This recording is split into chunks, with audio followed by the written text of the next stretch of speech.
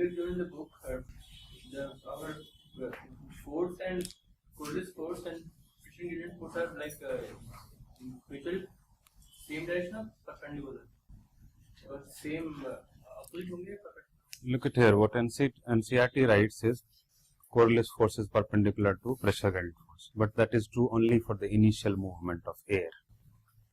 We have already seen perpendicular when the Coriolis, how geostrophic wind will be formed, then the direction of Coriolis force is exactly opposite to. So that is linear, not perpendicular. Right. So Coriolis force always will be perpendicular to the direction of the wind, always. But only in the initial stages when it is started, then that will be perpendicular to pressure gradient force. It will not be always perpendicular to pressure gradient force. Right. The third wind, the polar easterlies.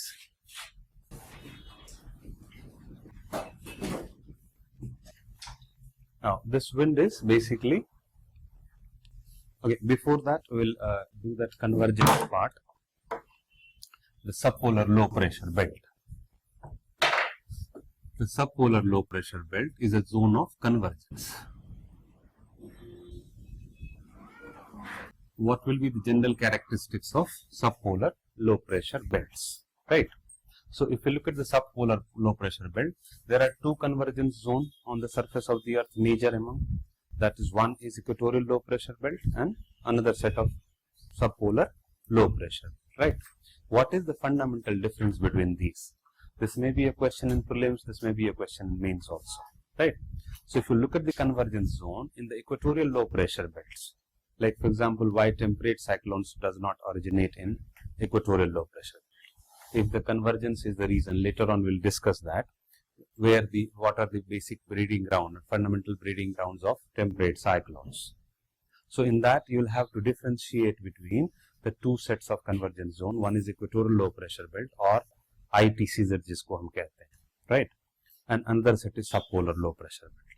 If you look at the difference in the convergence zone, in the equatorial low pressure belt, the convergence is of two trade winds. Right, the two trade winds coming from two tropical region. So roughly, if we look at the physical properties of these two trade winds, they are expected to be similar, right? Because both are originating in the tropical latitude.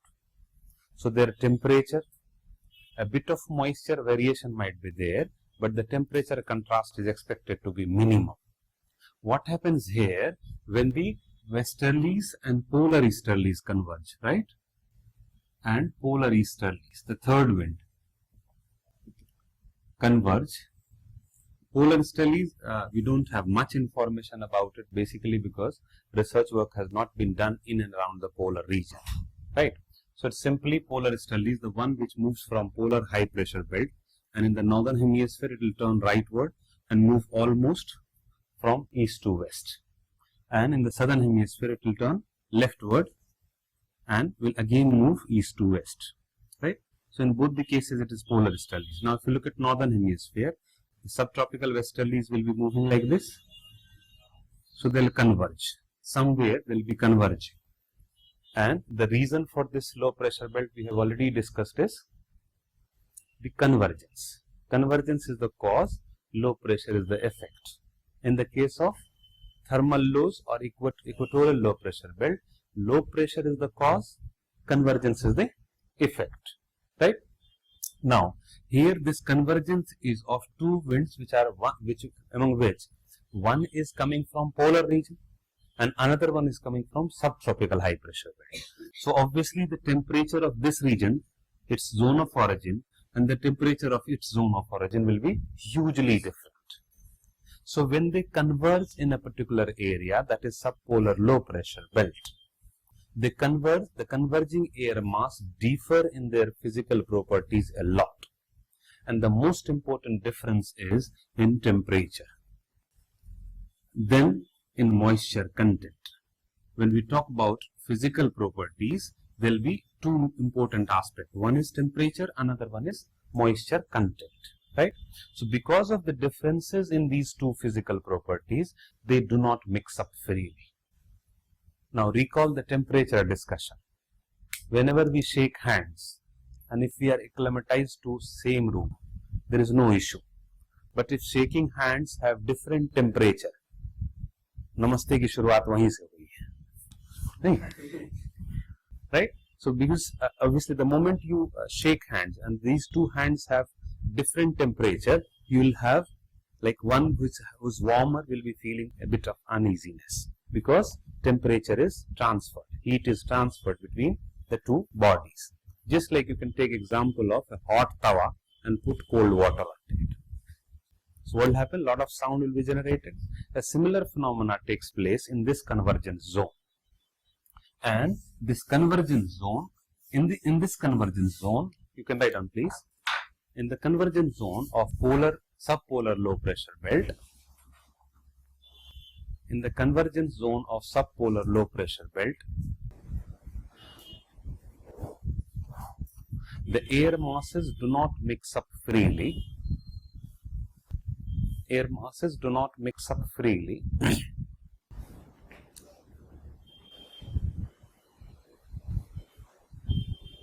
Because of the difference in their physical properties.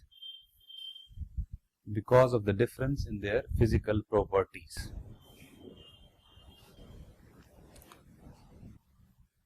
Especially temperature and moisture.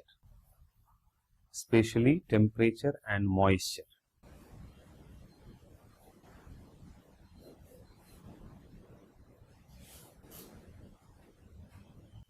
Consequently, they make a transition zone. Consequently, they make a transition zone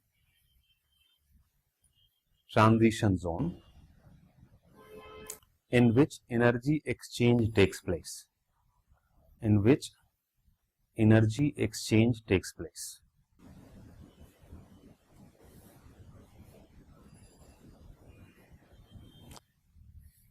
This transition zone is a sloping boundary.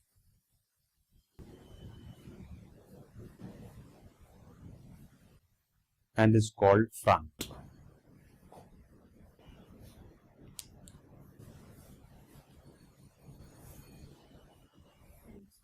Front, F-R-O-N-T, front.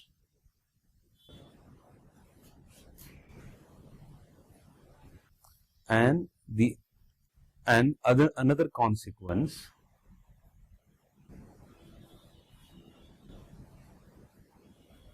is the creation of atmospheric disturbances. Another consequence is the creation of atmospheric disturbances.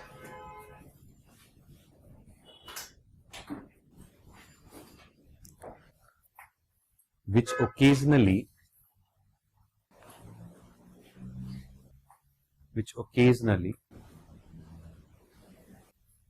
intensifies to form a cyclone and is called temperate cyclone.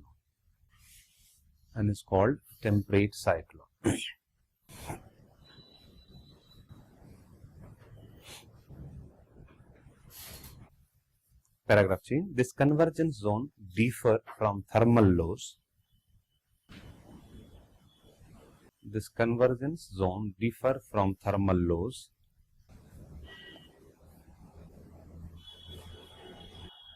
basically in terms of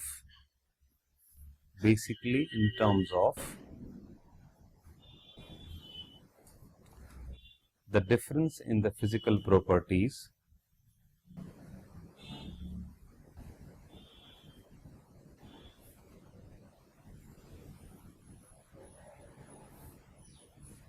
in the converging air masses.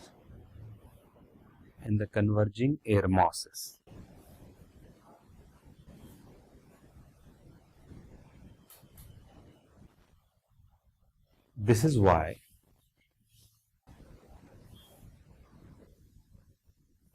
fronts are not formed in the equatorial region. This is why fronts are not formed in the equatorial region.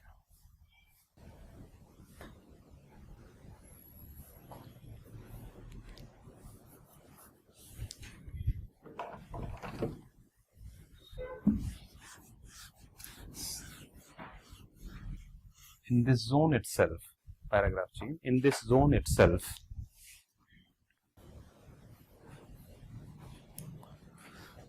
the energy exchange between the air masses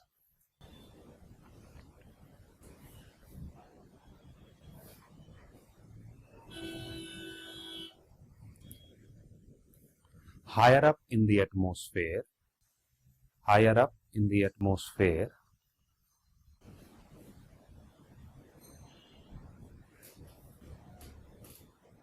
makes a meandering,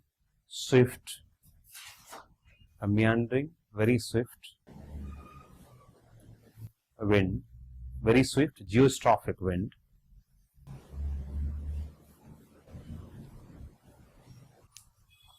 क्या लिखा, can you please read that?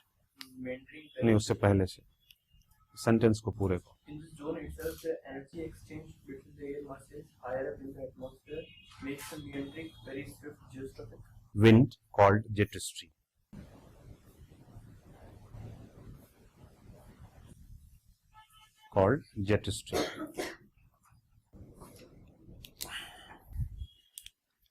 Now, tertiary circulation or local wind.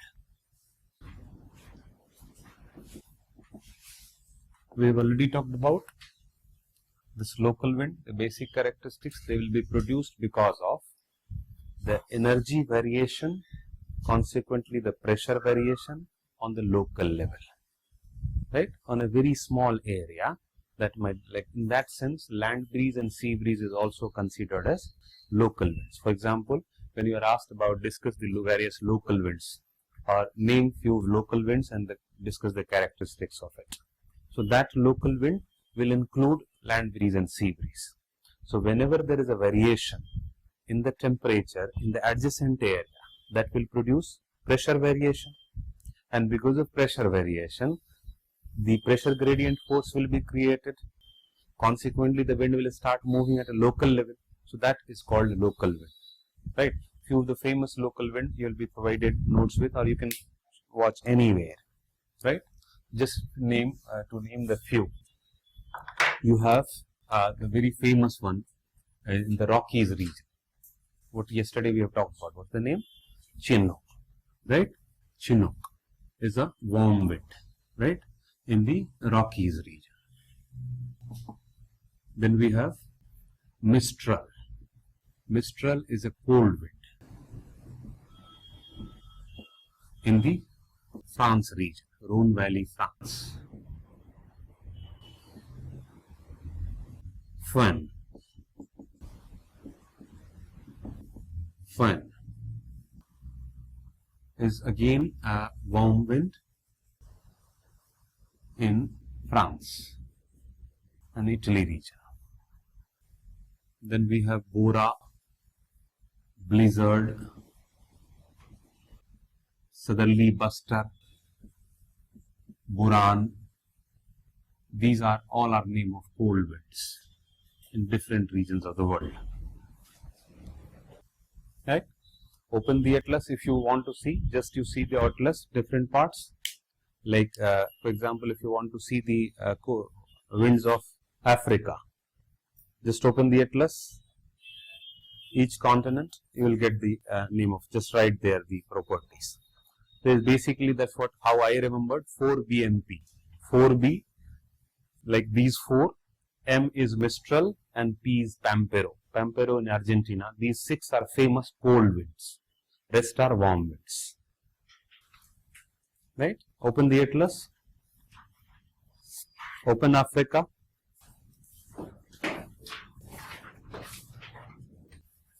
You open any continent and go to the next page of that continent. Yes, South America you have opened. If you have opened Africa, the next page of Africa. Next page. Just next to the physical and political. And look at there. Next page. Change, on this page. You look at there. There will be some names, and if UPSC is asking, they will not ask you from anywhere. They will ask you whatever name is generally mentioned in the atlas. Right? So remember all those winds. Have a look at it. Look at Khamsin in Egypt, right? Look at Sahel region, the very famous wind in the southeast central America, South Central Africa.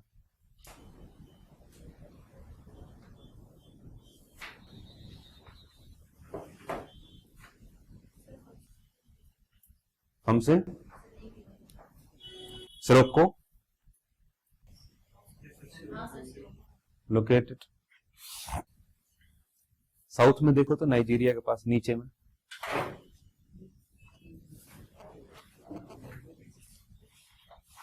In this region, look at, there must be one wind. What is the name of this wind?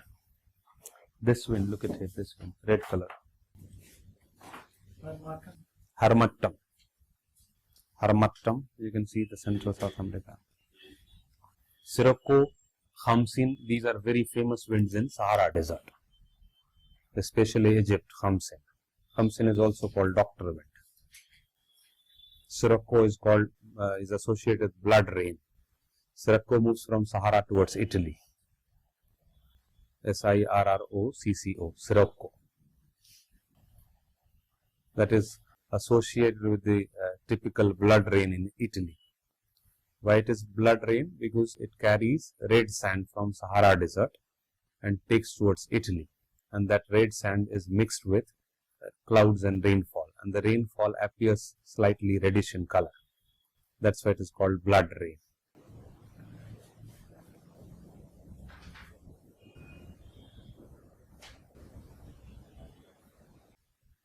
In this way, you just look at the different atlas, different map, different continent, and you will get most of the winds, right? That is your homework.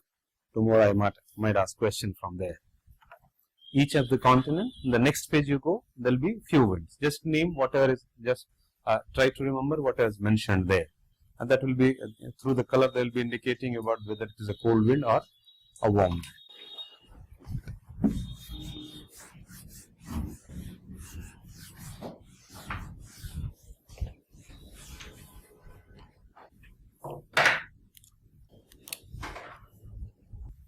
Now, precipitation.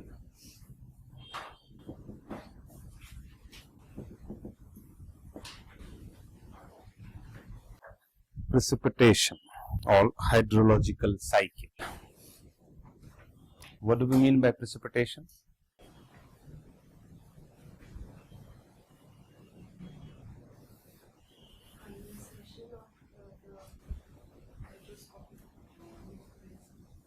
Condensation of the water particles present around the hydroscopic API and upper parts of the That will form cloud. condensation. Sir, falling of rain or ice droplets or anything on the air. Yes, this is precipitation. Precipitation is falling of the condensed water droplet towards the earth. This is precipitation. Right? So, for precipitation, the moisture must be there in the atmosphere.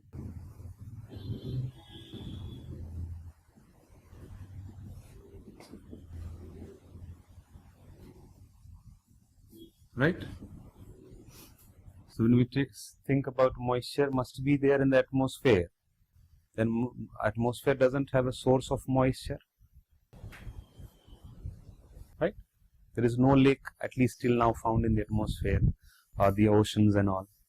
So the sources of water will always be the earth's surface, right? So that's what will be, that's what we call evaporation, right? And transpiration. So water vapor, there are several gases present in the atmosphere. Water vapor is one of them. So उसकी भी moisture वही moisture है, मैं उसी की बात कर रहा हूं. तो वो जाएगा कैसे वहां? कभी इंसान हवा में लटका हुआ देखा है? नहीं देखा है. So the gases which are present in the atmosphere, they are naturally found, right? Some are anthropogenic contribution, that's a different issue. But if you look at the moisture, there is no source of moisture in atmosphere. So if there is a moisture in atmosphere, that means it has been supplied from the earth's surface, right? Hope it is not that complicated, right? So that has been supplied from atmosphere. What is evaporation and what is transpiration? Evaporation is transformation of liquid water into gases. That's the best part of water, that it can be found in all the three states of matter: gases, liquid and solid. Transpiration is basically from the plants, or we can say that evaporation from the plants as a layman language. So these two are sources. Now when you talk about transpiration, so depletion of forest will be one of the most will have a negative impact over transpiration, percolation of water, right? So if in a forested area, the forest will be a contributing factor in terms of rainfall, because that will be supplying good amount of moisture to the atmosphere, right? Now this ultimately, that's what we combinedly call evapotranspiration. Evapotranspiration, the sources of supply of moisture to the atmosphere is called evapotranspiration.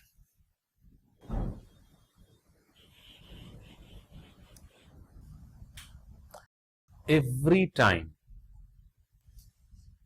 a water vapor will be present in the atmosphere. However, some air column which is very dry may not contain any water droplets.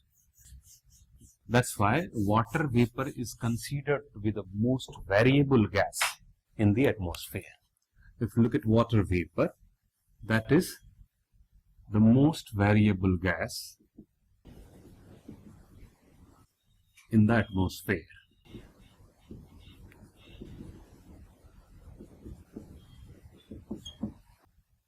It varies from 0% in a very dry air to maximum 4% in a wet air with respect to volume.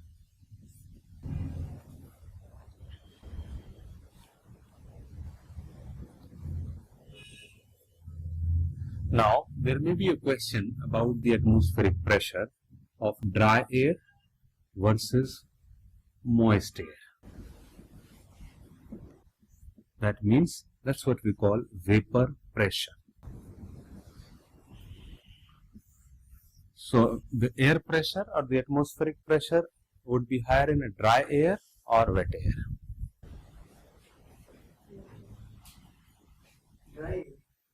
Dry air will have higher weight. Atmosphere, I'm talking about the pressure. Atmospheric pressure in a column of air, that will be very handy in answering several preliminary questions, right? So the weight of dry air would be more, or weight of moist air will be more. Moist air will be more. That's what the general perception is, but it's a wrong one, right? Vapor pressure of a moist air will be more, will be less as compared to a dry air. Now, why do we confuse? Basically, because when we see moist, we generally assume water particle. Yes. Right? What the picture is made in our mind is water particle, but in actual sense it is water vapor. That is, it is a gas. Now imagine in a column of air, let's say suppose there is 3% of moisture present in that, right? In another column of air, 2% moisture is present. So in the air column, which has 2% of moisture, that means other atmospheric particles are more there as compared to this. So if you look at even air or any other gas, that will be heavier than water vapor, or atmospheric particles will be heavier than water vapor. So if the water vapor is present in a particular column of air, that will weigh less as compared to dry air, right? So vapor pressure is less than normal atmospheric pressure.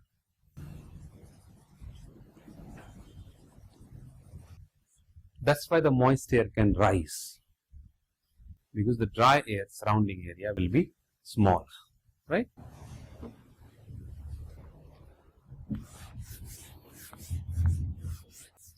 Now, there's one thing that we all know, that we have already discussed also, that vertical air pressure will decrease drastically. Yes. So why does air not move in a vertical direction? It should move, because the steepness in the pressure gradient is far higher in vertical gradient as compared to horizontal. So why air prefers to move horizontally than vertically? All of you know that. So apply your mind, which is on the top of your body. Because of its weight. Which weight? Because of gravity. Because of gravity, because gravity balances the pressure gradient force. If pressure gradient force is not there, gravity may pull down everything. If gravity is not there, air might escape from the earth. So they balance each other. That's how gravity balances this steep pressure gradient. So very easily air cannot move. Whenever this balance is distorted, only then air will be moving, right? And we know that density decreases higher up, pressure decreases higher up, normally at least in the troposphere, where most of the atmospheric phenomena take place. Keep it in mind, right? Now, moisture present in the atmosphere is expressed as humidity. Is called humidity.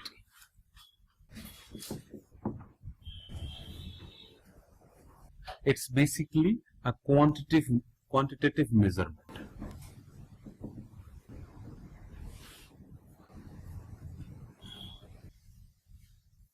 Of moisture and air. When we say air, it is a mixture of all the gases, including dust particles and all.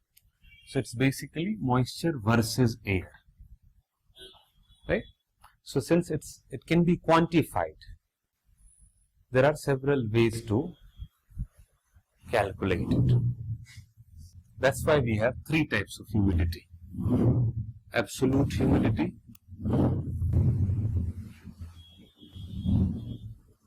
we have specific humidity,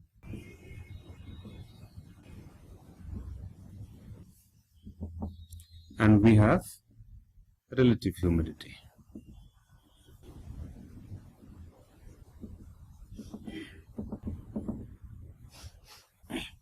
Right? Now, all these three are nothing but the way to express. Moisture content remains the same. It is different properties of air, or rather different quantification process of air. We compare the moisture present in that air. Let's say, suppose in this classroom, there is air, there must be some moisture also, right? So that moisture, let's say, suppose this classroom contains 50 grams of moisture. So obviously, it can be expressed in several ways. Even the air content remains the same, but that 50 gram is fixed. Now we can take the volume of the class, right? We can take weight of air. So two ways can easily be expressed, like 50 gram per, let's say, suppose entire classroom contains 5 kg of air. So 50 gram per 5 kg, that means 10 gram per kg. We can express this way, that this classroom contains 10 grams per kg. That is weight versus weight. Weight of moisture versus weight of air. Then second is, suppose this classroom is of maybe 100 cubic meter. So 50 gram again is the constant term. 50 gram of moisture is constant. So 50 gram in 100 cubic meter. Right? Yeah, let's say 1000 cubic meter.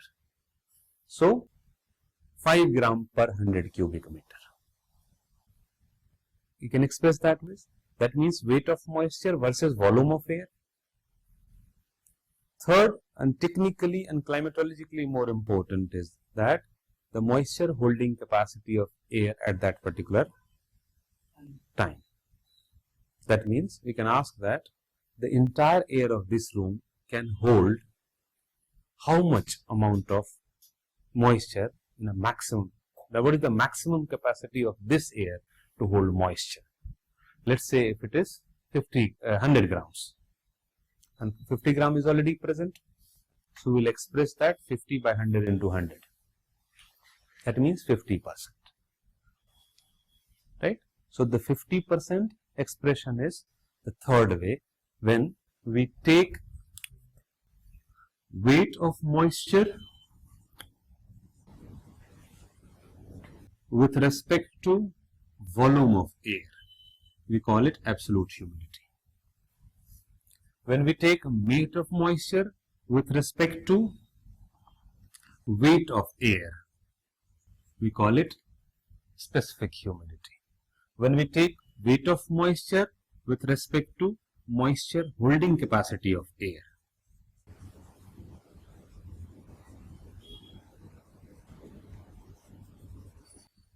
this will be called relative humidity.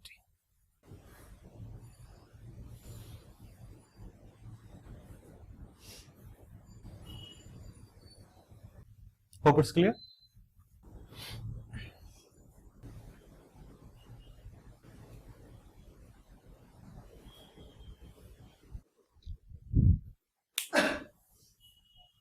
Any question?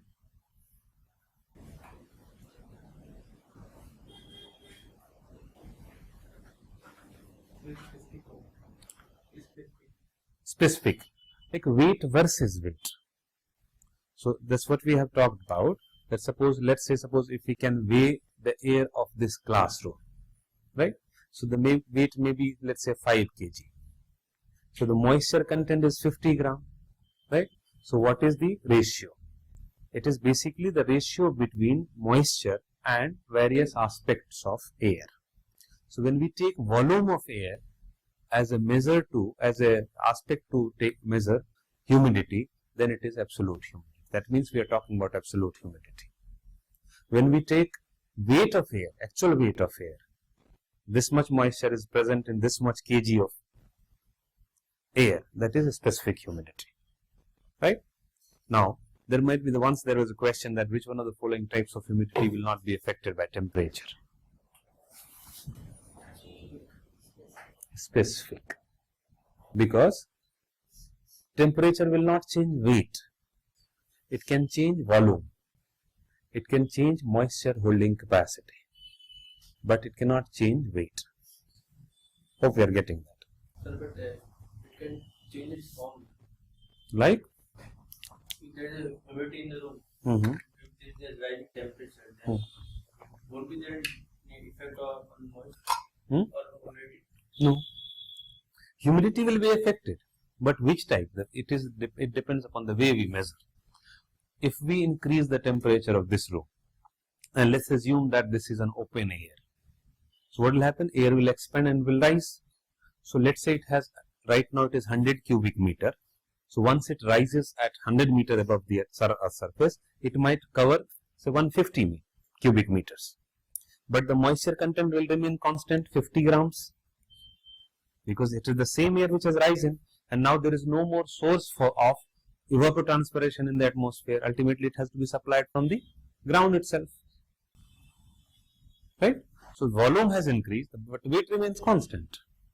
But sir, at the same time, if we increase temperature, then water in the form of water vapor will rise from the ground also. No, I'm talking about the same air. So that will be a different air. Once you have pushed this air away, now it will be different air, which will be carrying moisture. The same air will not be taking moisture anymore. That is again a simple confusion, because we assume that the air is same at present. Right now, once this air has risen at 100 meter, so that means another set of air will come. That's why we always talk about a column of air. Right? That's why a column of air. And a column of air with a specific distance. For example, the air, right now it is suppose over the ocean surface. So once it has gone there, now this air will not be receiving moisture anymore. It will be the second set of air which will be receiving moisture, and they will be going. Getting that point? नहीं घूम पाया। Since you are बताया ना column of air, ठीक है, ये वाली air तो rise कर गया, फिर जो second वो वाला मॉइस्चर लेके राइज करेगी तो वो टच थोड़ी करेगी, आपस में मिलेगी थोड़ी. सो व्हेन वी आर पहले वाले में था हम्म जो एयर यहाँ से राइज हम्म वो वाला मॉइस्चर वो उसके पास ही पड़ा हुआ है, वो वाला तो ऊपर वो वाला ऊपर चला गया, दूसरा सेट फिर लेके जाएगा. If the condition is same, the content will be same. तो जहां पे उसकी अगर उसका कंडेंसेशन हो रहा है तो वहीं पे दूसरा सेट कंडेंसेशन करेगा. Suppose air parcel is rising over an ocean surface, right? Now it has gone here, so it has condensed and left moisture. So moisture left a bit of that. Now second will come again. So that is how accumulation of clouds will take place in a particular. Cloud is not formed just in one go. It's a process of formation, right? So when we are talking about absolute humidity or relative humidity, we are talking about a specific set of air, a specific volume of air, a specific weight of air, a specific aspect of that. So when we are talking about this air, now we are assuming, now we are calculating this air that volume has increased. So that it has been displaced. So now we are talking about the air which is here, volume is increased. So moisture content in that particular air which we are counting will be same. Now the moment we are counting other air set, that means there will be the second set of air. That will not be the same. Okay, clear? Now basically it's about, if you look at a specific humidity, it tells you about the volume of or amount of precipitation in an area. And the relative humidity tells you the timing of or possibility of rainfall. Getting that? High specific humidity means high content of moisture, right? So if the air is having very high specific humidity, that means it has much greater potential to produce higher rainfall, right? Because the moisture content is high. But if you talk about absolute humidity, volume wise, it doesn't tell you much. If you talk about relative humidity, it's basically air capacity to hold, and then in comparison to that it is. So it will tell you the timing of rainfall. Relative humidity does not really explain the amount of rainfall in a region. Specific humidity tells you about the amount of rainfall. If the specific humidity is high and if it produces rain, it will be very high. Getting that point? But technically, when we explain precipitation and cloud formation, relative humidity is the term which is most important. Right?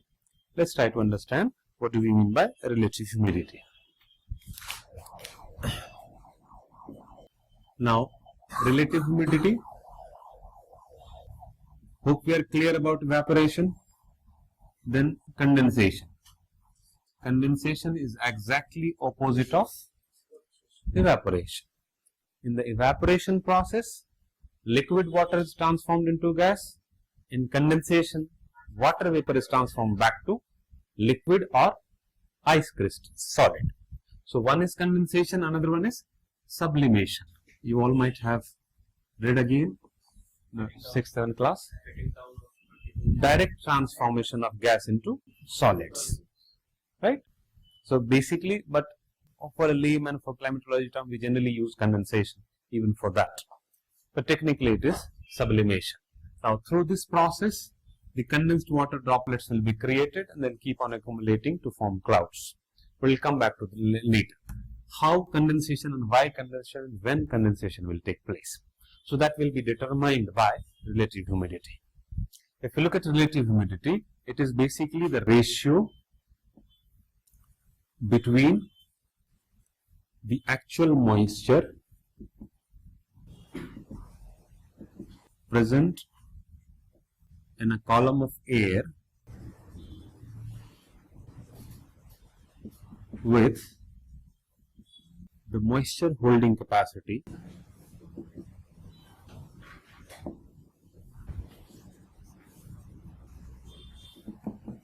of the same air, right?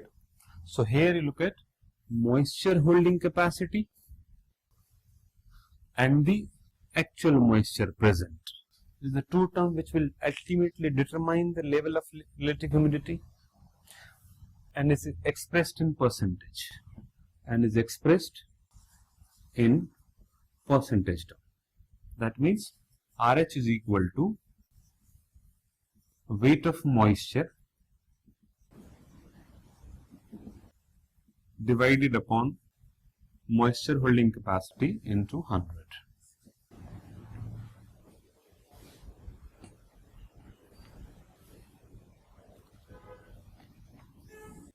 This can be treated as a constant. Hope we understand. Weight of moisture can be easily treated as a constant, basically because once the air has left the surface, they will not be experiencing any addition of moisture, right? So if we treat weight of moisture as a constant, can we say that relative humidity is inversely proportional to moisture holding capacity of air?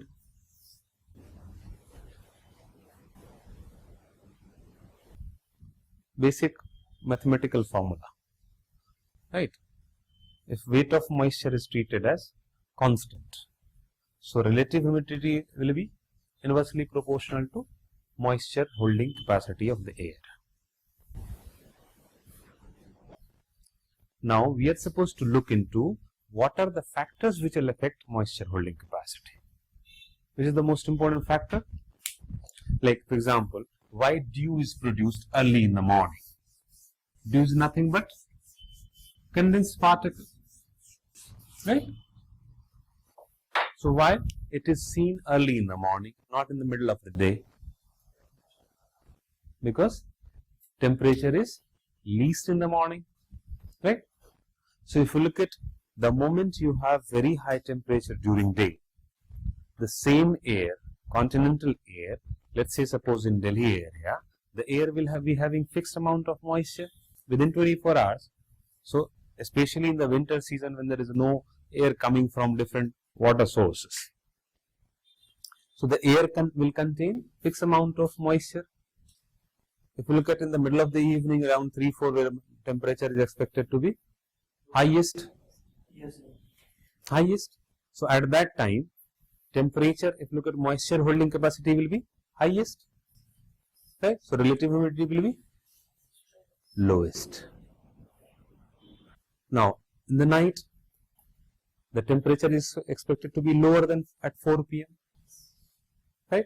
In the morning it will be much lower, so its moisture holding capacity is decreasing, relative humidity is increasing, right?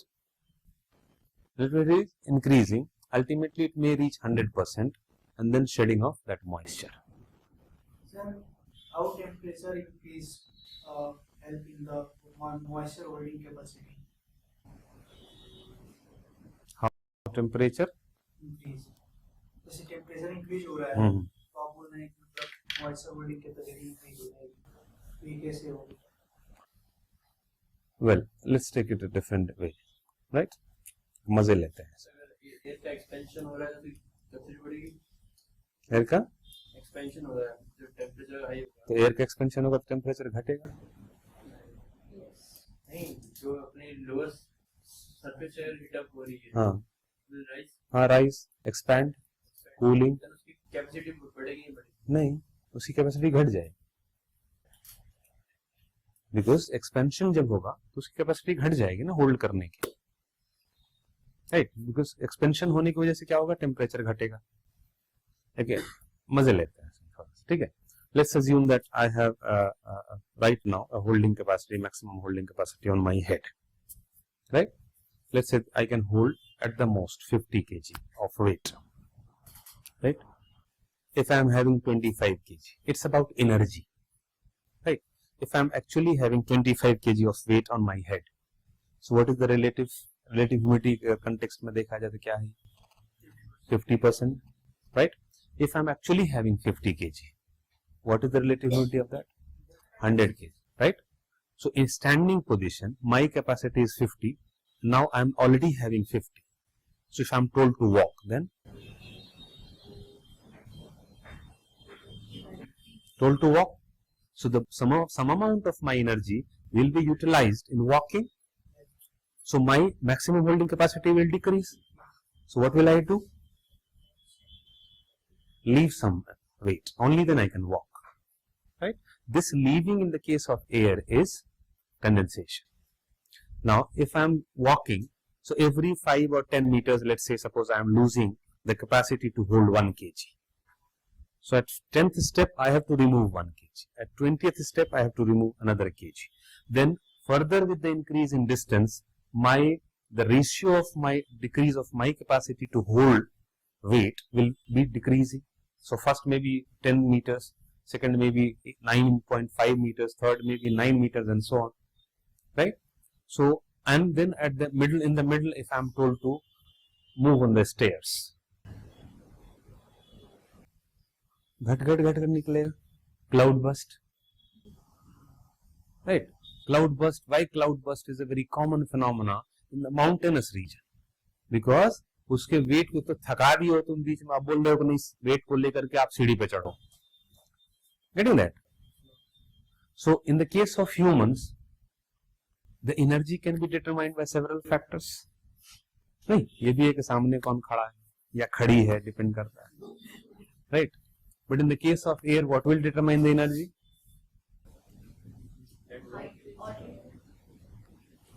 Altitude क्या करेगा air के साथ?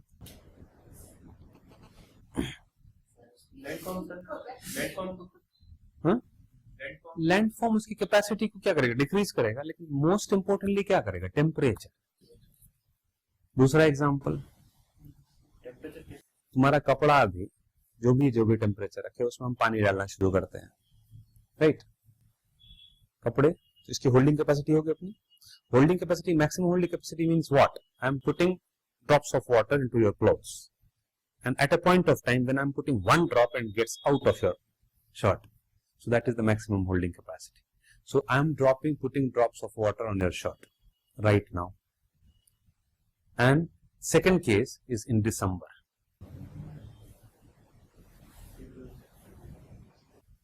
So right now, if your shirt can hold say 50 drops of water, in winter it will hold 40 drops of water,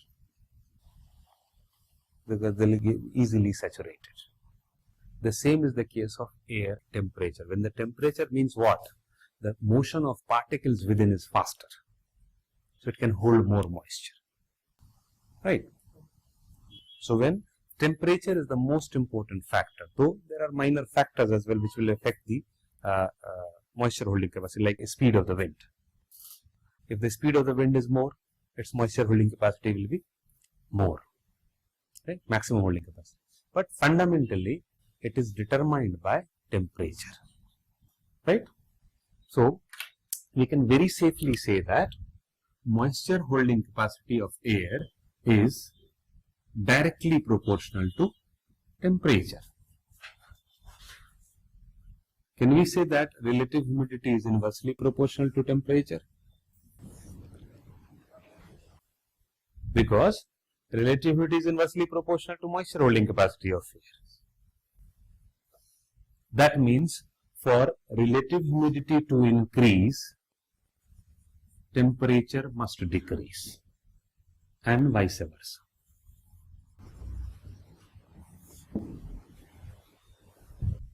Right? Now, just in my case, the example I took about myself, after say 50 meters of walking, my capacity reduces to 40 kg, let's say, and right there you have someone holding a glass of milk with lots of badam and all. Sir, एक glass हो जाए, या दारू की एक बोतल types. उसके बाद एनर्जी क्या हो जाएगी? बूस्ट मिल जाएगा, राइट? या रेड बुल मिल जाएगा, तो अचानक हमारी एनर्जी क्या हो जाएगी? बढ़ जाएगी. In the case of air, this happens when the condensation starts. The condensation is a process through which water vapor is transformed into liquid water. That means energy will be released. Latent heat of condensation will be released at that particular area of atmosphere, right? So that released energy will re-energize the air.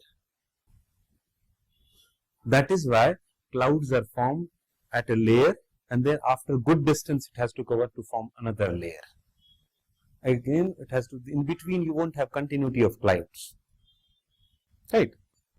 It's basically because when condensation takes place, condensed particles are produced, and at the same time there is a release of latent heat of condensation. That means energy is released, and that energy increases the temperature of air, and then air will move further, right? So in the case of air also similar phenomena takes place.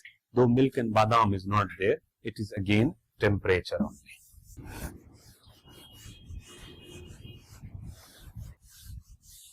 Hope we are clear? Huh? करो sir अगर air ऊपर जा रही है तो और cool down होगी तो फिर रिलेटिव जो ह्यूमिडिटी है बढ़ जाएगी, घट जाएगी। हाँ, क्यों घट रही है? ठंडी हो रही है वहाँ तो ठंडी तो टेम्परेचर की तो बात है, बात वहां पे फिर टेम्परेचर की है। हाँ, when an air is moving over the slope of a mountain, so the first thing that height is increasing, so temperature will decrease. But more importantly than that, air has to move against the gravity, right? So against the gravity, so it will require more energy. So when there is air is pushed from behind, let's say suppose this is a mountain I say, and air is traveling over an ocean surface for a good long distance. So there is pushing, right? When the air is pushing, they'll come and they'll pile up, and pile up will force it to rise. So it is moving against the gravity, so good amount of energy will be consumed while traveling over the, or while moving over the mountain slope. So that will further affect its holding capacity. That's why slope of mountain will have high amount of rainfall. So you have said that the speed of wind capacity increases. How? Because generally again speed of the wind, when the wind is higher, having higher speed. Let's say suppose again assume that when you are running, your impact will be much stronger. Your body part can hold good amount of reactionary forces. So when the speed is slow, holding capacity is less in the case of wind. When the speed is more, holding capacity will be more. Though it is a minor factor again, but temperature will determine. When the speed is more, temperature will be more. And if the other conditions are same, when your speed is more, temperature will be more. So again, temperature is a factor, but the speed is determining the temperature. Now, let's say suppose evaporation is taking place on the ground. Here, air is heated. Consequently, it will rise. Let's say an example of an area. The best example is equatorial region. So, the rising air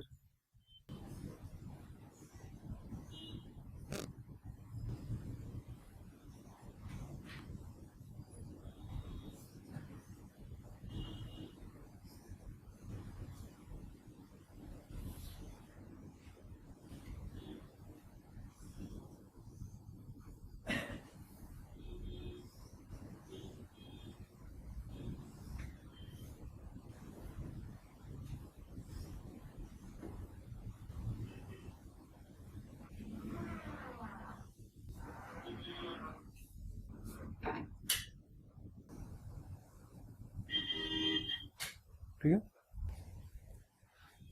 Now, I'm talking about the same a column of air at different height. Don't treat it as a continuity of air from the surface. Right? Let's say the same column of air here, here, here, and here. Same column of air. Now, when the air is rising, it will cool. Right? Why? Temperature. Why the temperature should decrease?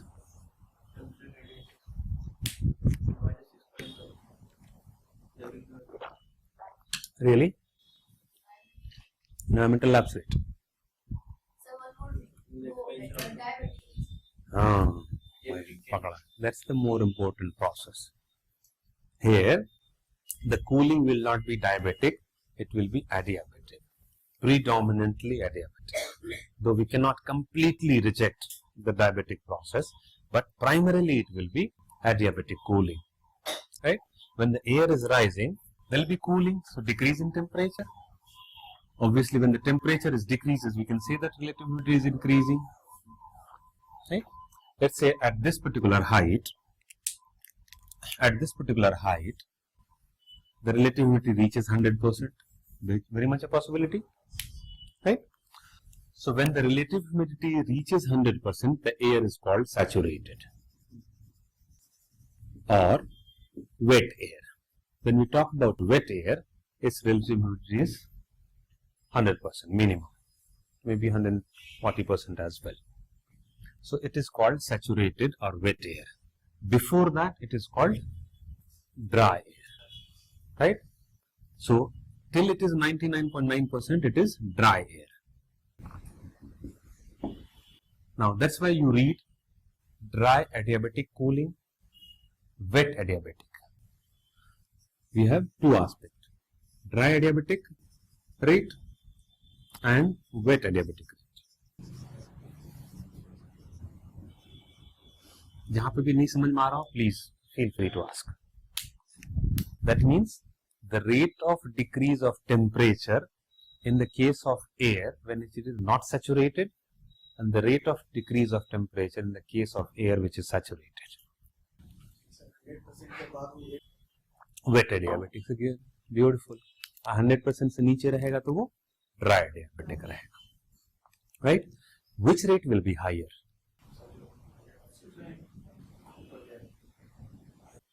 Adiabatic cooling.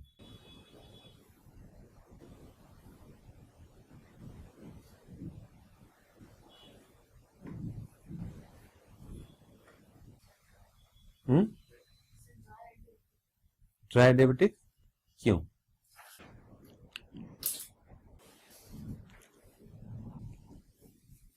Because the rate of change of temperature was ज़्यादा होगी near surface and will decrease as we go up. Rate of change of temperature initially ज़्यादा होगा, rate of decrease initially ज़्यादा होगा.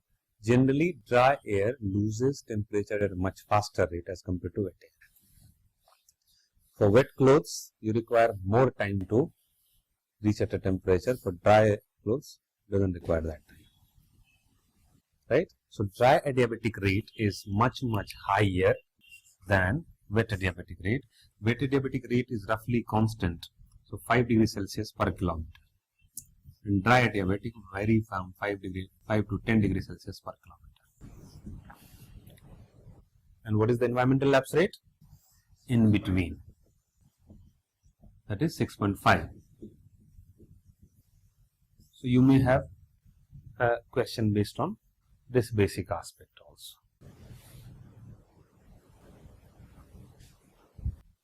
So saturated or wet air is this, that is 100%. When the relative humidity is 100%, the temperature at which it is saturated is called dew point.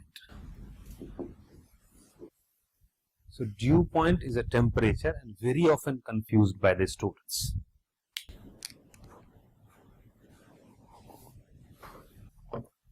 If the dew point is high, let's talk about two cases. If the dew point is very high, that means what? Less chances of deformation.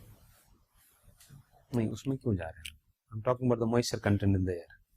Dew formation तो अभी हम लोग पढ़े भी नहीं. जब पढ़ेंगे तब सवाल पूछूंगा. If the, suppose, write down a statement. If the dew point is high, it indicates very high amount of moisture in the air or high specific humidity, true or false. If the dew point is high, the specific humidity is high, true or false.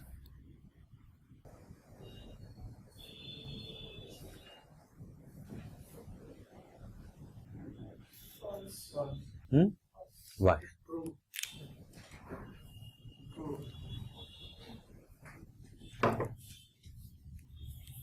कैसे?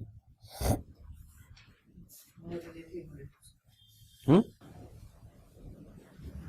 ये I'm not interested in the answer. I'm interested in the concept, whether you have understood it or not.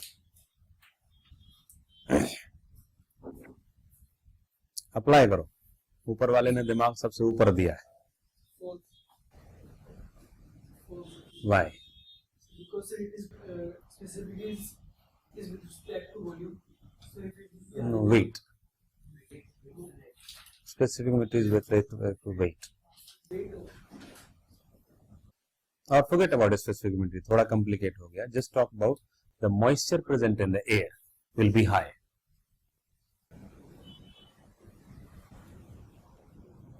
इसको visualize करो. sir, Yes. बिल्कुल धर्मेंद्र की सन्नी देओल की तरह बोल रहा if it is point will be high, then means their moisture will be at a greater height from the surface of the earth. Moisture will be. At a greater height from the surface of earth. अच्छा, if the dew point is high, the cloud formation is at a greater height. Yes. अच्छा, उल्टा नहीं बोल रहा. What is dew point? सारी रामायण पढ़ गए, सीता किसका बाप का भी सवाल पूछा जाएगा. Yes, sir. The temperature at which saturation takes place, or the temperature at which air gets saturated, or the temperature at which air gets wet, or the temperature at नहीं, precipitation not. अब 100% 50 kg 50 kg in my case, why should I leave? Why should I shed my weight? But the moment I am losing further my capacity to hold, only then I'll have to shed. So condensation will begin after saturation, right? So for the condensation to take place, that capacity of moisture holding capacity of air must come down to the actual moisture present in the air, and that ratio will be shed. Suppose in my example case, what I told, that at 5 meter, let's say at 10 meter distance, if my capacity to hold weight reduces by 1 kg, so at the 10th step I'll drop 1 kg, otherwise I cannot move, right? So at there my maximum capacity to hold is 49, so I can hold only 49. The moment there is 1 kg, I'll have to leave 1 kg, then the next step 1 kg. Suppose there is a chain of humans behind me, so every 10th step, and obviously if we are similar in terms of energy and all, right? So every 10th step there will be accumulation of that bricks that will keep on accumulating, and there might be heaps of bricks. So that's how the air column which is rising, when condensation takes place, the similar region, similar condition, temperature and moisture condition, they'll keep on shedding temperature at same height. Same height does not necessarily mean a linear height. It may be a zone, right? So they'll be dropping particles. Each will come, drop. Each second will come, drop. So let's say 5 drops each clouds, each column of air. So gradually that's how the condensed particle will keep on accumulating, and you will have density of clouds will keep on increasing. So the temperature at which saturation takes place. I'm giving too much emphasis on it basically because it is the least understood term by most of the students, though they generally feel that they know everything about dew point, right? अब मैं 2 example देता हूं आपको. Suppose करो कि the dew point temperature is 25 degrees Celsius and the dew point temperature is 4 degrees Celsius, right? Maybe possible. Dew point temperature is minus 2 degrees Celsius. Very much a possibility. So if the dew point temperature is high, that means 25 degrees Celsius, the cloud formation will be closer to the ground or higher to the ground. Love you, मेरी जान. कैसे यार? Closer होगा ना. 25 degree मतलब समझ रहे हो, एटमॉस्फेयर में you are expecting 25 degree Celsius temperature. So it must be very close to the ground. Sometimes you might feel that cloud is just on your head. नहीं होता है ऐसा कई बार. लगता है कि बस अगर एक बार बढ़िया से जंप कर लें, मतलब मैं जवानी के दिनों की बात कर रहा हूँ, तो मैं छू सकता हूँ क्लाउड को.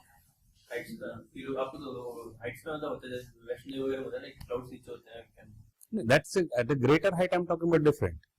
I'm talking when the cloud is closer, only then the temperature will be higher. Or for that matter, you must be closer to the surface to have higher temperature.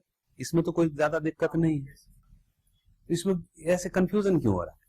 If the dew point temperature is high, that means cloud height is low. Any doubt? It must be there. That means saturation has occurred at a much closer to the ground. अब जैसे question कहाँ पे घुमाएगा उसको देखो. UPSC will twist the questions from this basic concept. So let's say if dew point temperature is high, which of the following will be true? So first thing is that cloud must be closer to the ground. For the cloud to form very close to the ground, what should be the ground condition?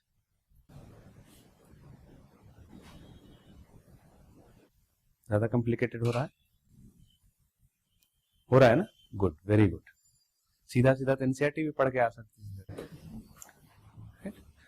Please be a part of the process. दिमाग कहीं और मत ले जाना, क्योंकि ये सब चीजें आप पूरी जिंदगी में 50 बुक पढ़ लोगे नहीं मिलेगी वो चीज. मैं उसकी बात करता हूँ और बहुत इजी है. Once you understand, you will never forget till your last breath. But for that, you only need to be present in the class, mentally present in the class. Physically, you are very much there, but mentally present. इसको complicated मत समझो. Apply your mind.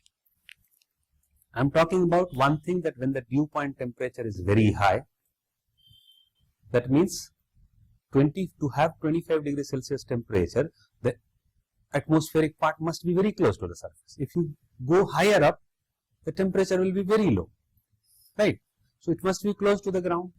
For the clouds to form very close to the ground, for me to shed very quickly from my walking distance, what should be the condition? Sir, high rate evaporation. High Rate evaporation. evaporation. Is it anything specific? Saturation is what? Saturation is what? 100% relative humidity. So when we say that, let's say suppose cloud has formed at a distance of 1.5 kilometers. That means, what do we mean by that? The saturation has taken place at this height only. That's what we mean. Now, when saturation can take place 1.5, that means relative humidity must be very, very high on the ground. When the air has started, when I started, I was already having 50 kg of weight. That means exactly what is my maximum holding capacity. That's why every 5 steps I have to lose. Suppose if I am having 25 kg, I may walk till maybe a kilometer or so to reduce my energy to reach at 25 kg, and then I have to leave. So the distance traveled by the air higher up will be determined. Write down please.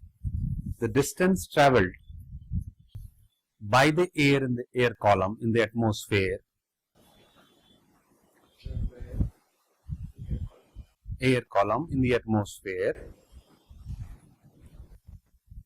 will be determined by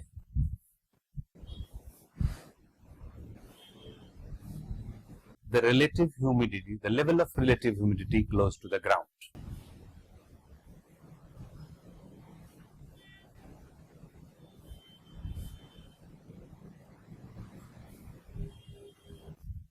If the relative humidity is low,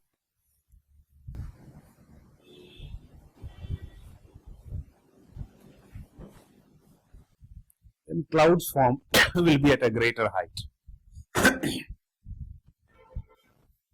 and dew point will be very low. Clouds form will be at a greater height and the dew point will be very low.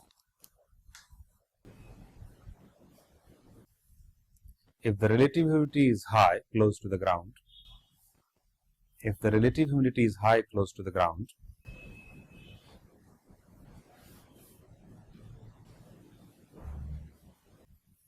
clouds will be formed nearer and dew point temperature will be high.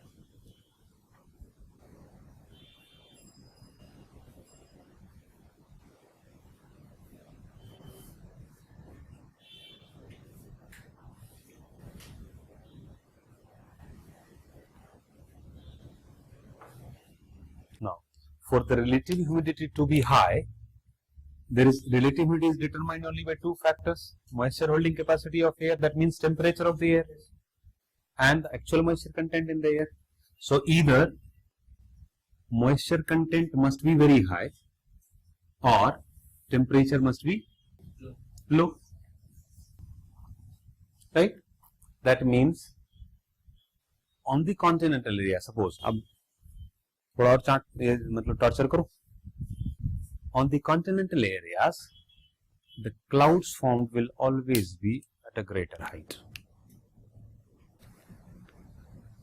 or generally be at a greater height. Now, interpretation of the basic concept. The basic concept is that if the relative humidity is high close to the ground, then cloud will be at a lower height and the dew point temperature will be high. Right? If so, that means if dew point temperature is high, the moisture content in the air must be higher. True? Right? If the dew point temperature is low, that means moisture content in the air may be low. Right? In the same region. On the continental areas, in the oceanic areas, the moisture content is expected to be higher. So obviously dew point temperature in the air which is rising over the ocean surface will be higher, because they can get saturated very easily. Right? So basically if you look at dew point temperature, it varies. Not with respect to latitudinal, there is a latitudinal variation, but also with respect to height. Right? If the cloud is formed at a greater height, dew point temperature will be lower. If the cloud is formed at a lower height, dew point temperature will be higher. If the dew point temperature is negative, then sublimation will take place. No, hailstorm is different. We'll come to that. Sublimation will take place, that means ice crystals will be formed. If the dew point temperature is high, it will produce raindrops or the condensed liquid water. That's what you call super cooled water. Right? Normally we know that the water starts freezing at 0 degrees Celsius.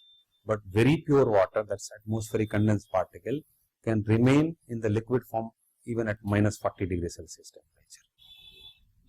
Right? So that's a different issue. We'll come to that. So the answer is true. Still, if you are asking, that means I need to explain it further. It's true, right? Again, you can't ask me. If you cannot confirmly say that, I'll explain it again. Read the statement again. If you cannot explain it with the basic concepts, that means I need to explain it again. Just clear one doubt. Amount of moisture and relative humidity and moisture holding capacity. 3 terms. Moisture holding capacity. So moisture holding capacity will be determined by temperature, right? So if the moisture holding capacity, let's for example equatorial region. So temperature of the air is relatively very high. If the clouds are formed, or if the dew point temperature is high, that means moisture content in the air must be very, very high. When we say the relative humidity is high, that means moisture content in the air must be higher, relatively higher. The amount will be determined by latitudinal position. For example, in the temperate region, low temperature with even lower amount of moisture will make relative humidity higher. In the equatorial region or tropical region, high temperature. So for the relative humidity to be high here, the moisture content must be high. So depend upon temperature and moisture content. Temperature means moisture holding capacity of air. If the temperature is high, that means moisture holding capacity of air is higher. Yeah. Sorry? Definitely. Air, when it is rising, it has to overcome that gravity. So that is about rising of air. Right? When the air is rising, so rising will only be possible when air has overcome that gravitational force. So that rising air is different phenomenon. In the convergence zone, we have already discussed. Whenever there will be convergence, there will be rise of air. When the air is heated, rise is basically associated with the density difference. If you leave hydrogen balloon, it will start rising because the balloon contains a gas which is much thinner, lighter as compared to the surrounding area. That's the basic principle of density differentiation. A buoyancy will be generated and the equal density particle will not allow the lighter one to prevail. If you want to put something in the water which is lighter than water, you will have to put a lot of weight. The will jump. The same is about rising air as well. So it is the density differentiation. That's why heating is a very important process of rise of air. And convergence. In the subpolar region, the convergence will keep on forcing the air to rise because this is a system, whole system. For example, if you have opened the tape and the tank, the water will keep on flowing in the pipe. Whether you want to choke it or let it flow. Similarly, whenever there is convergence, there will be rise of air. So, rising of air is definitely needed to produce cloud, but till here we have tried to discuss, understand, hopefully we have understood the basic aspects of temperature. Now, the dew point temperature also has a lapse rate. Dew point temperature also has a lapse rate, that is roughly around 2.5 degrees Celsius per kilometer. That means in the same region, if dew point is 15 degrees Celsius at 1 kilometer, it will be 2.5 degrees Celsius less at 2 kilometers. So among the lapse rates, what we have read, 4 types of lapse rate. Environmental lapse rate, dry adiabatic lapse rate, wet adiabatic lapse rate, and dew point lapse rate. Among all these 4 lapse rates, dew point is minimum and dry adiabatic lapse rate is maximum.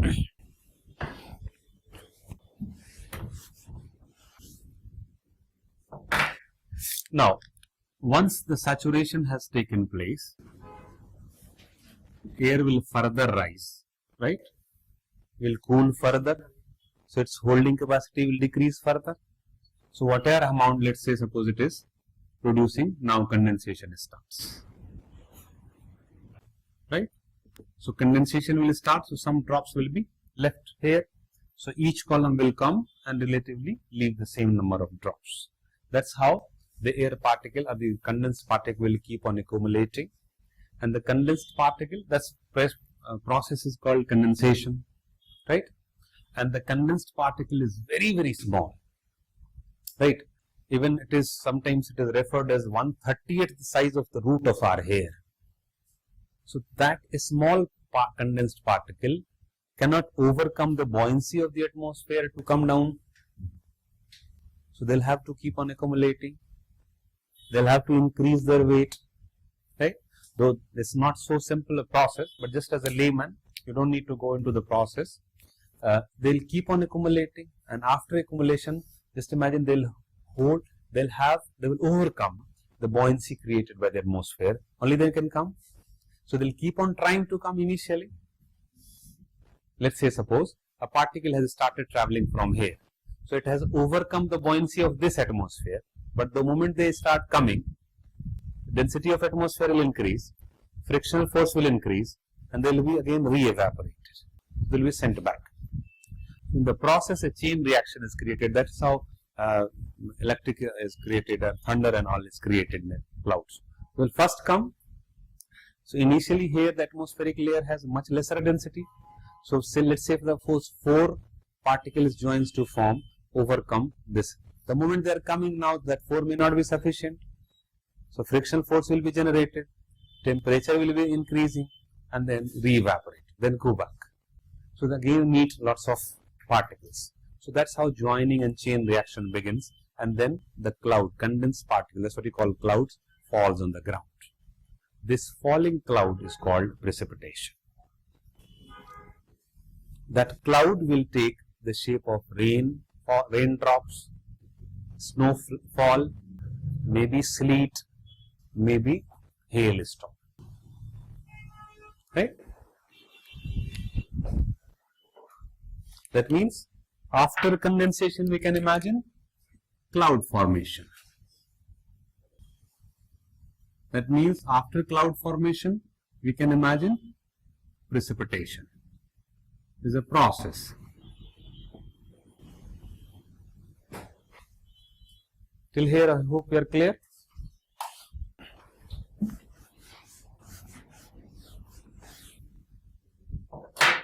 Precipitation basically is of three types: rainfall, snowfall, hailstorm.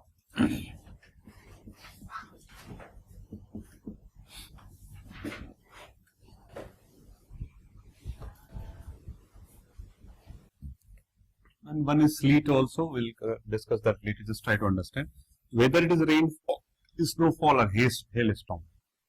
All these three types of precipitation will be determined by the ground condition.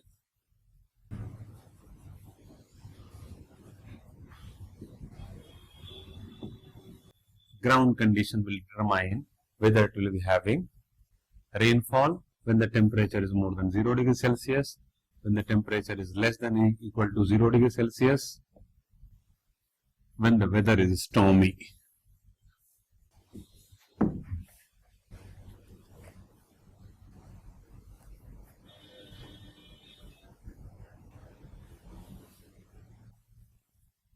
We don't experience snowfall in Delhi, never. But we do experience the same in the higher latitude and higher altitude regions. Right? Why? Because the ground condition is not supportive of snowfall. When the cloud falls, they may be in snow form, may be in ice crystal forms, and very often they are, even in the tropical region. But when they are falling, the falling clouds will experience frictional forces and the subsiding, and temperature will increase. So depending upon the ground temperature and the lower layer of atmosphere, the temperature condition in the lower layer of atmosphere, there will be snowfall, there will be rainfall, there will be hailstorm. When the temperature of the ground and the lower layer of atmosphere is more than 0 degrees Celsius, generally around 4 degree minimum, it will produce raindrops. If it is less than that, the snowfall, they will come into the form of snowflakes, and that is snowfall. Now, when the weather is very stormy, right, that's local condition. If you recall hailstorms, when most often you will have the ice balls, small ice balls, and then in the middle water droplets also, and that water droplets will be very cold. Generally, it takes place in our country. It takes place in summer season. Huh? Summer season? क्या हुआ? खैरियत? Okay. In summer season, right? During summer season, the temperature is generally high. So if you can recall that the moment if you get out in the rain, you will feel shivering. It will be very cold. Inside the room might not be cold, but the moment raindrops falls on you, even not ice pillars, raindrops falls on you, it may be colder, much colder than you expect. What happens there when the clouds or the particles are coming? They are coming in this direction. They have overcome the force of buoyancy of the atmosphere. But the stormy weather, and they will move in zigzag manner, right? So when they are rising, air is rising vertically in that area. So they'll keep on tossing up the particles which are coming towards this, right? So the once it is tall, let's say suppose it has reached here, now it is again sent back. So they'll encounter, they'll coalesce with the incoming particles, other particles, so they'll keep on coating over each other. That's how accumulation of that. That's how if the storm is much stronger, the size of ball will be bigger. If the storm is relatively gentler, the ball size will be smaller, right? So if they can keep on tossing, and that tossing is not very uniform, a very small thin layer will come like this, so you'll keep on tossing. In the middle, you will have raindrops. In this area, it will take time. So mix of raindrops and ice balls. That's why hailstorm is also called mixed fall. Rainfall, snowfall, and mixed fall. All these three types are determined by the ground condition. Two is associated with temperature, and the third one is associated with windy condition or air current.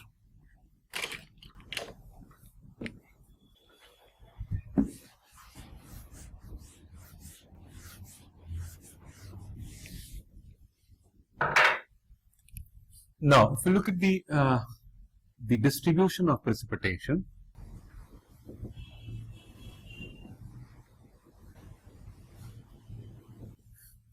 one thing is must: for the precipitation to take place, cloud is must, right?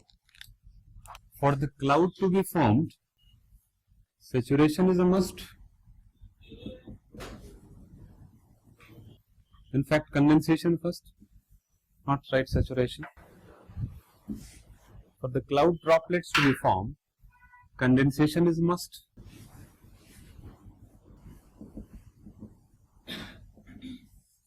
For condensation to take place, saturation is a must. For saturation to take place, relativity must be equal or more than 100%. For this to rise, relativity to rise and reach 100%, temperature must decrease, right? For the temperature to decrease, air must rise.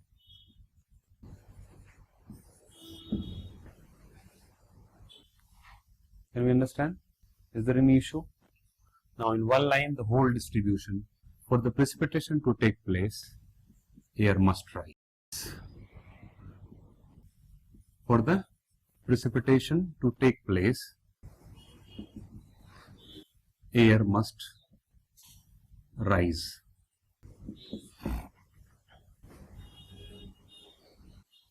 That means anywhere on the surface of the earth, if the air is rising, there is a possibility of rainfall. If air is not rising, that is subsiding, there is no possibility of rainfall, right? Air rises in only two regions, low pressure and onshore winds. So all over the world, the rainfall will be determined by this.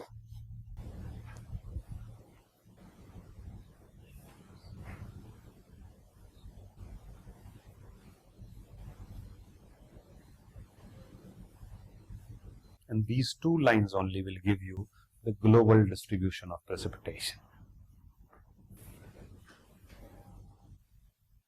कैसे? अब देखते हैं इसको.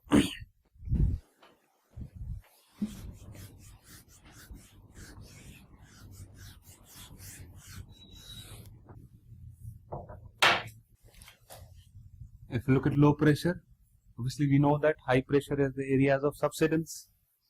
So even if that air contains huge amount of moisture, even if the relative humidity is 100%, when it starts descending, the temperature of air will rise because of rising. That's what adiabatic heating. Now remember, it's not environmental upset, again adiabatic heating.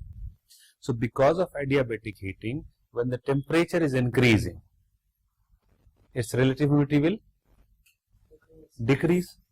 So even if it starts with 100% relative humidity, it will not produce rainfall. You can explain. I hope you know that windward side and leeward side of a mountain. So the moment it's moving in the leeward side, the same principle can be applied. What it is in the case of subsidence. When we know onshore winds, that is, which is moving from the ocean towards the continent, onshore winds, they are rising. Moving offshore winds, they are descending. So similar principle will be applied. So only rising air has the capacity to produce moisture if it contains capacity to produce precipitation if it contains moisture.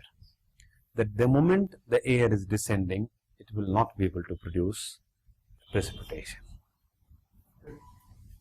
Temperature of the place also facilitate precipitation. Yeah, that depends upon, like for example, in the equatorial region, low pressure is created because of temperature. Like everything, once you understand this aspect, there can be several questions, like for example, why evening dominated rainfall in equatorial region? Why the thunder and lightning in the equatorial region? Why the mountainous slopes do not produce that thunderous clouds unless steep is very, they are very steep sided, right? Cloud burst, why it is associated with mountainous region, right? These things can be easily understood if we understand the basics of it. So low pressure area, rainfall,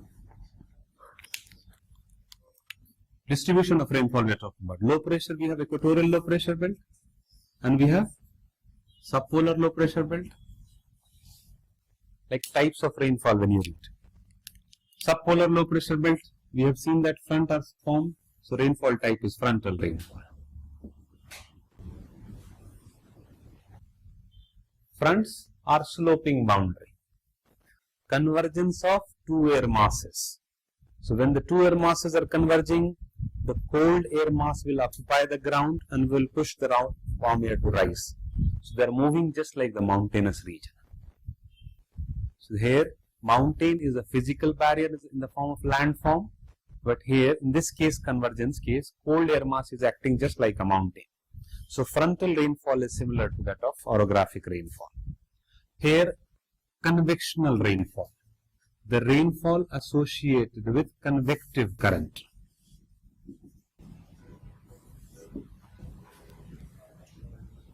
Right? The highest rainfall receiving region on the surface. Very often, almost all the area will have 250 cm plus rainfall. Almost daily, evening dominated.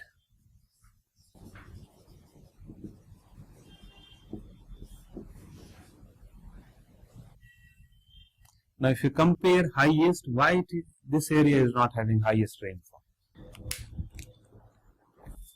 Why equatorial region has the highest rainfall? Because of, look at here, again apply common sense. Okay, that's what the beauty about geography I can tell. What is the, you know that subpolar low pressure, both are convergence zone, both are low pressure area. So what makes them different is the temperature, right? So what will be the role of temperature in precipitation? If the temperature is high, the moisture content in the air will be higher. As simple as that, right? So when we look at this area, subpolar low pressure belt, here the temperature is low, so obviously air will contain relatively less amount of moisture, right? So the overall amount of rainfall will be lower. So relatively lower rainfall, generally 150 cm plus, again almost daily rainfall in most of the areas, morning dominated or late evening dominated.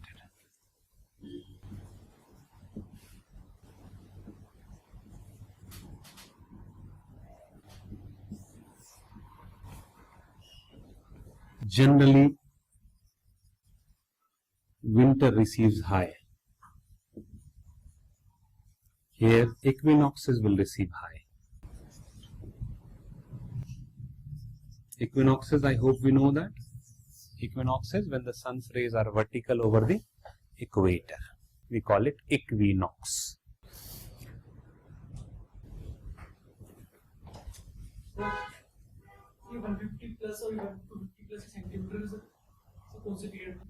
So throughout the year, when we measure throughout the year.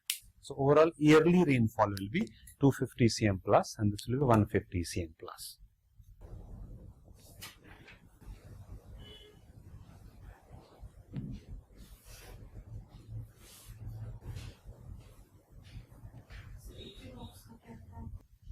Equinoxes, when the sun's vertical rays are at the equator, the two times they will be there, on 21st March and 22nd September.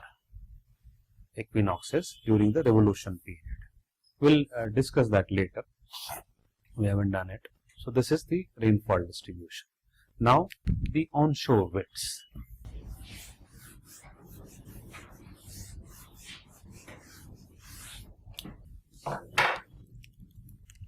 Onshore winds and offshore winds. So obviously offshore will be, that's why wherever you see coastal desert, you must have seen like Atacama desert right now we have seen in South America map. So Atacama Desert is basically along the coastal area. Now imagine, very often we heard that, you must have heard that समंदर के किनारे में प्यासा मर गया. So obviously very close to the water source, yet it is driest desert of the world, right? So obviously it is big. That means wherever you see that coastal area is a desert, that means that is the region of offshore winds, right?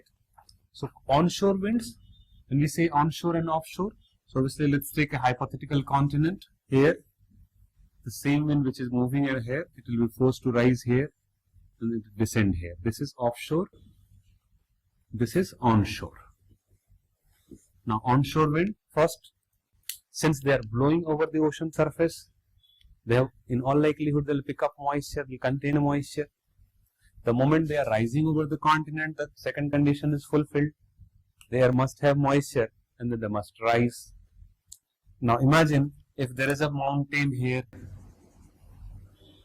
So mountain will act as a barrier, will force the air to rise much further. So obviously cloud formation and precipitation will take place. So interior will have less amount of moisture if the mountain is along the coastal area, but the mountain side, or this what you call windward side, will receive higher amount of rainfall. So onshore winds, if you look at trade wind,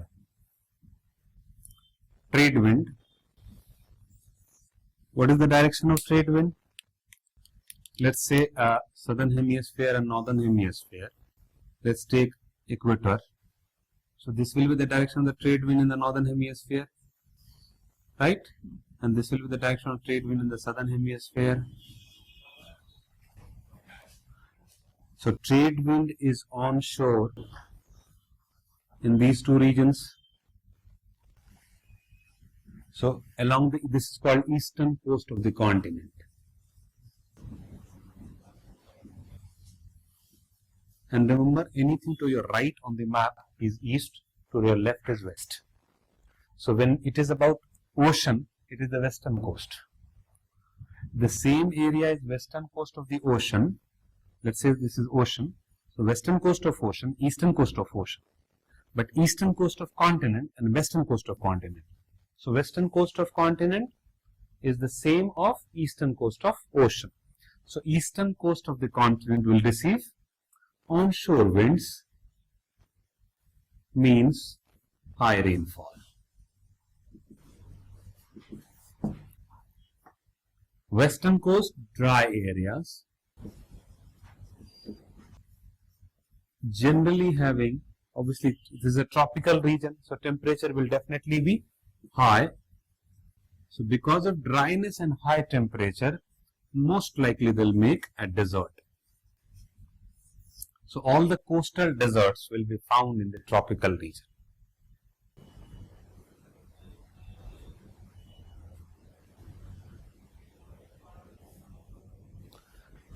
Westerlies blows from west to east, right? So if you look at here, if let's take hypothetical continent. So in the westerlies belt, western coast will receive high amount of rainfall. The rainfall keep on decreasing. Eastern coast will receive less amount of rainfall. However, because of low temperature and the presence of temperate cyclone in this region, they don't form deserts. Okay. What happens here, we'll discuss that later, that eastern coast is not only receiving onshore but also the area of tropical cyclone breeding. Here, westerlies. If you look at polar easterlies,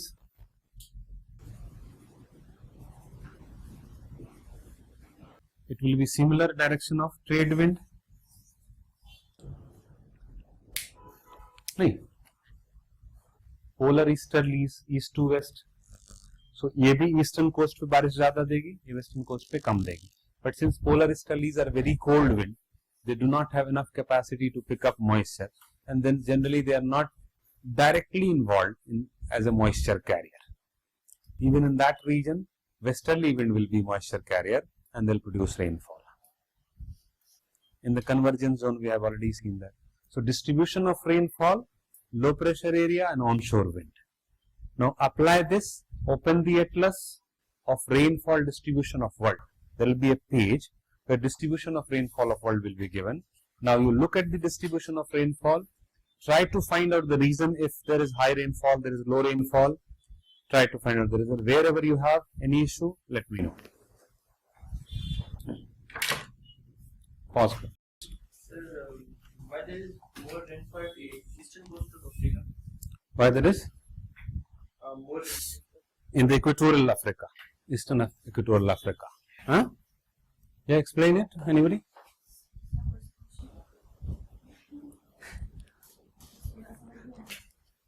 तुम लेकिन politician बनने के लिए बनी हो, तुम कहाँ UPSC में पढ़ी हुई हो? The question was why there is higher rainfall in the eastern coastal region of Africa, eastern equatorial Africa. Due to? How come equatorial region will experience trade winds? Westerlies and the westerlies are also. Which one? Which was? Eastern Africa. Which westerlies? It's just from the continent. Equator region में कौन से westerlies आप expect कर रहे हो? नहीं सही था, तुक्का सही लग गया था, लेकिन वो इक्वेटोरियल वेस्टर्लीज है. Equatorial westerlies we have talked about, right? हाँ. So first this is an equatorial region where there is a convergence of trade wind. So trade wind will pick up moisture. So all along the equatorial region, the convergence and the rise of air will produce rainfall, right? Eastern region of the equatorial region in the continent will receive more rainfall because of the presence of equatorial westerlies, which will be onshore.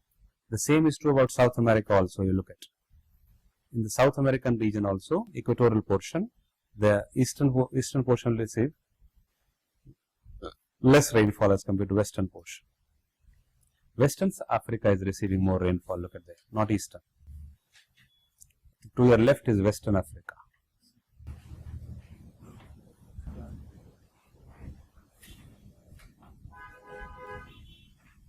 Sir, despite of the westerlies going to the northwestern Africa. Northwestern Africa. That is not westerly zone. Look at the latitudinal position. Westerly will start more than 30 degrees away. That will be a zone of trade wind.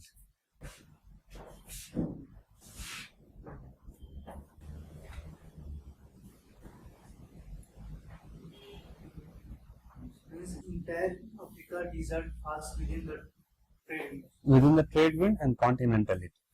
If the continent is bigger, Okay, sir. so obviously they will be away from these onshore winds. Westerlies go through Caspian Sea, okay? Then why there is a less rainfall in the eastern coast of the Caspian Sea? Caspian Sea. Caspian Sea, eastern coast. Eastern coast means left side or right side? Right. Right side. That is western coast Yes. of Caspian Sea. And Caspian Sea is relatively small to produce the real moisture content in the air. For that, air needs to travel for longer distance. Caspian Sea do provide some moisture content, but look at this, we haven't seen that. But south of Caspian Sea, that's portion of Iran, southern portion of Caspian Sea has mountain, Zagros mountain. So southern portion of Caspian Sea will be receiving more rain. Westerlies is moving in this direction, remember. It's not exactly west to east. Slightly like this. So if the mountain barrier is here, so this area will receive, that northern portion of Iran receives very high amount of rainfall along the mountain, Elbrus mountain.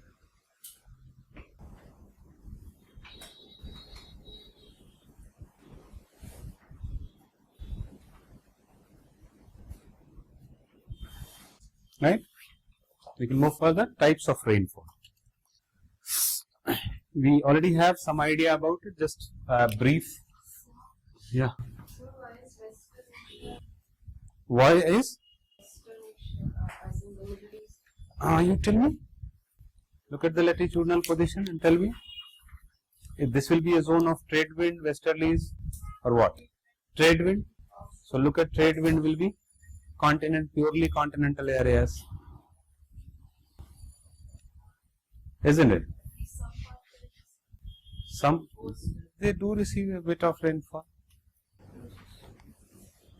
It's not that rainfall is absolutely zero there, but definitely there are desert areas. If you look at the coastal of Persian Gulf, they do receive some amount of rainfall. Makran coast, the eastern Persian Gulf will not receive much rainfall. Western will receive a bit. The types of rainfall.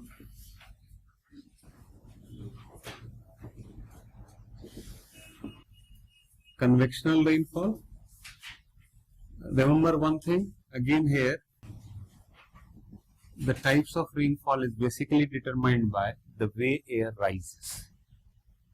So whether it is rising through a convective current, that means vertical rise of the air, that type of rainfall will be called convectional rainfall. The example we have taken about to understand saturation, condensation is basically an example of convectional rainfall. Equatorial region is the most famous region for convectional rainfall.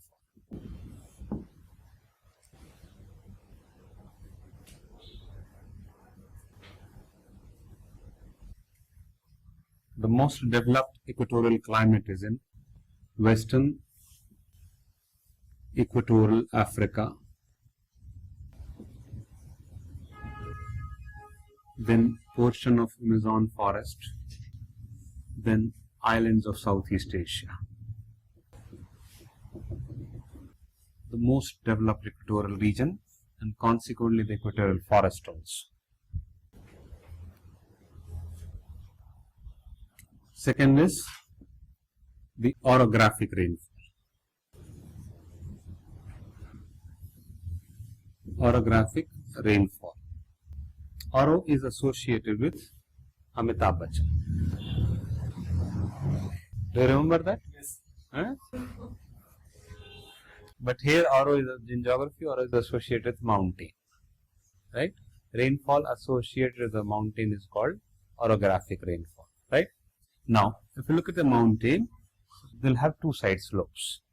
When the wind is coming from this side will be called windward side.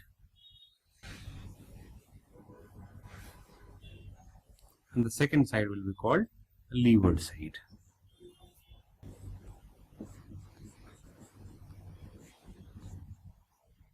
This is windward and this is leeward side. Which side will receive rainfall? Obviously, and hopefully we can explain also. Right? Which side will experience cloud burst? Windward side. Right? This side receives almost there is no formation of cloud with certainty, but some clouds which are formed here may travel in this direction, depending upon the height of the slope. If the mountain is very high, then the leeward effect will be stronger. If the mountain is relatively low, the leeward effect will be lesser. And that's why, since this region receives very less amount of rainfall, it is also called a rain shadow area.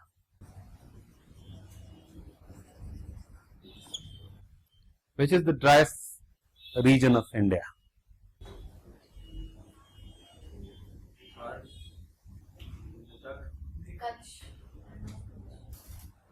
It is Leh. There was a question in preliminary that which one of the following city will receive the minimum amount of rainfall. Leh and Jaisalmer both were given. Leh, right? Because Himalaya, 3 parallel ranges will keep on blocking the wind and ultimately Ladakh plateau falling after 3 parallel ranges of Himalaya, that 2 big heights. So that's why Ladakh is drier than even Jaisalmer.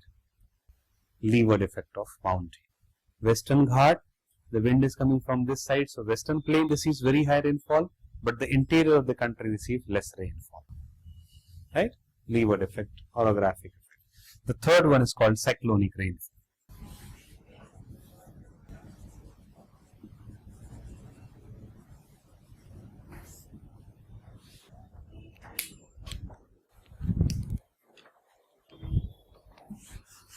In cyclonic rainfall, there are two types of cyclones.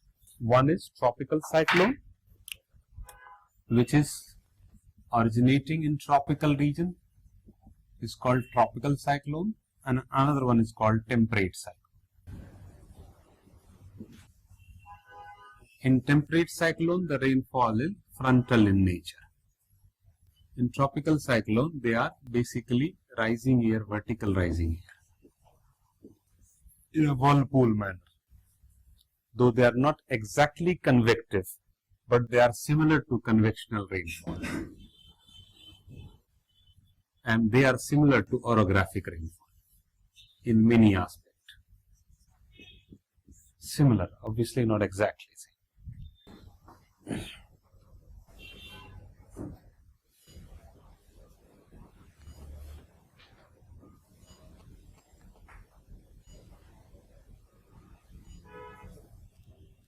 Right?